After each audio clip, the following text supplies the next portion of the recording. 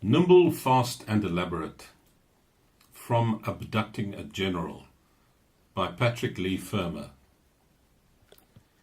The plan was beginning to take shape.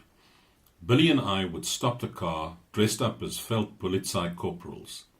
Sometimes, but seldom, there was a motorcycle escort, and sometimes other cars would accompany him. All this, assuming that the ambush was a success, would land us with an unwieldy mob of prisoners, unless the attack could be launched or scrubbed in accordance with last-minute information. There was also the danger of stopping the wrong car. The risk from passing traffic still remained, possibly of trucks full of troops.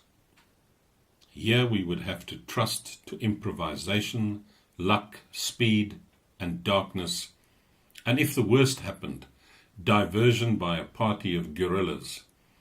Unlethal bursts of fire, flares all over the place, shoutings, mule carts, and logs suddenly blocking the road to create confusion and cover our getaway with our prize.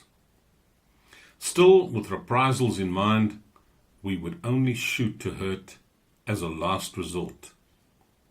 It was vital for us to get into the mountains and among friends, away from the enemy-infested plain, and in the right direction for escape by sea at high speed. Many gaps and problems remained. Sending letters back to our base to cheer up Billy and the rest of the party, I spent the next days inside Heraklion with Mickey and Elias and our other old helpers, shifting from one friendly house to another, exploring the streets and entrances and exits of the great walled town between twilight and curfew. Vaguely as yet, an unorthodox method of getaway was beginning to form.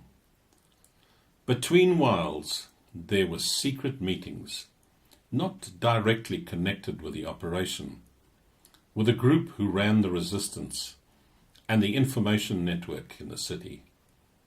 Doctors, dentists, lawyers, teachers, headmasters, reserve officers, artisans, functionaries, and students of either sex, shopkeepers, and the clergy, including the Metropolitan Eugenius himself. And visits to other cellars reached through hidden doors and secret passages, where a devoted team reduplicated the BBC News for hand-to-hand distribution. Ownership of an ordinary wireless set was punished by death. After months in the mountains, there was something bracing about these descents into the lion's den.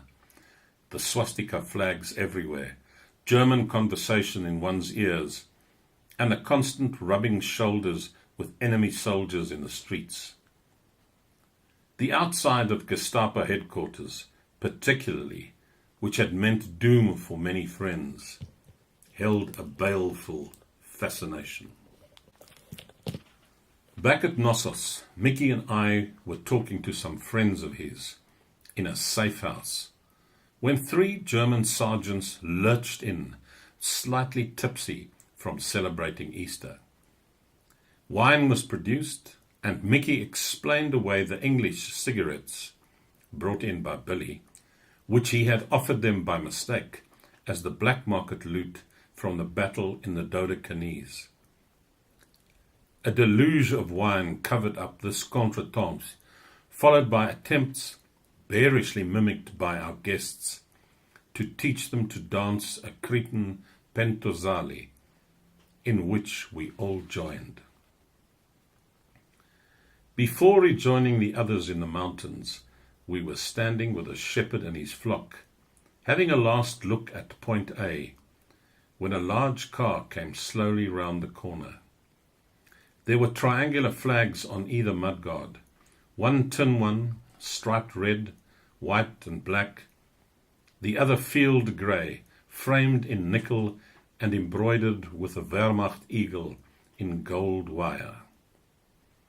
Inside, next to the chauffeur, unmistakable from the gold on his hat, the red tabs with the gold oak leaves, the many decorations, and the knight's cross of the iron cross round his neck on a riband, sat the general himself, a broad, pale face with a jutting chin and blue eyes.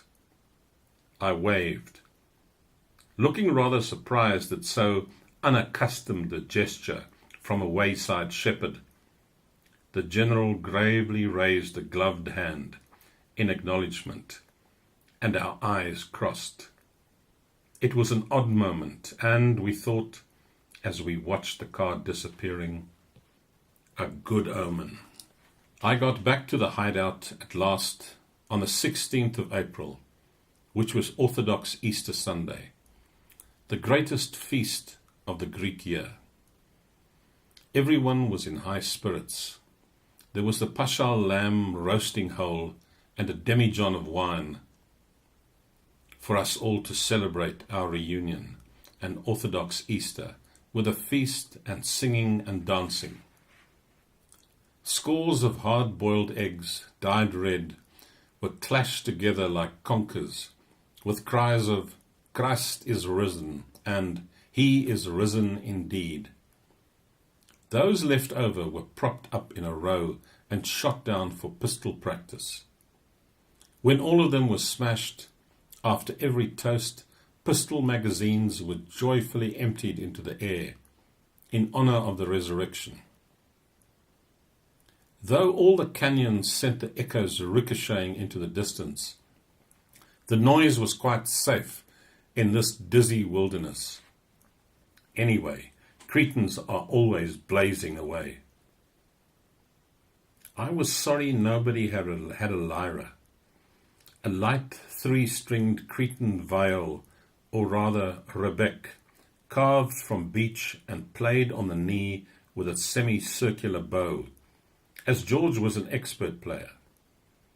Siphianus had brought several neighboring shepherds, however, and the dancing to our songs, underlined with clapping, was nimble, fast, and elaborate.